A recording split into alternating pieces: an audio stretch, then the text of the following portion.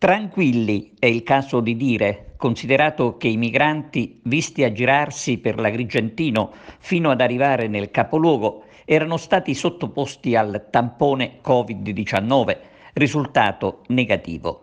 Un dato che rassicura, ma non cancella naturalmente la gravità della situazione in cui la provincia di Agrigento si ritrova a fare i conti con sbarchi continui a Lampedusa, ai quali si aggiungono quelli fantasma, la cui ripresa la dice lunga su come vengono effettuati i controlli via mare.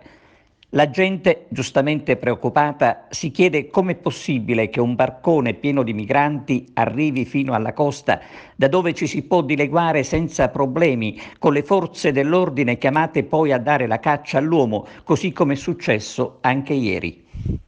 Tra gli ultimi arrivati ci sarebbe anche un presunto scafista arrestato. Sulla vicenda degli sbarchi è intervenuto anche il sindaco di Agrigento, Lillo Firetto, per il quale servono controlli in sicurezza. I comuni, dice Firetto, non si possono lasciare soli a dover affrontare le soluzioni. Il governo, aggiunge il sindaco di Agrigento, deve tutelare i cittadini che sono rispettosi delle regole in atto. Insomma, mentre si chiede fermezza per contrastare il fenomeno, si continua a fingere di non sentire, lasciando tutto nella vergogna. Intanto la squadra mobile di Agrigento ha eseguito l'arresto di 8 stranieri per essere tornati in Italia malgrado l'espulsione e alcuni perché ricercati per spaccio.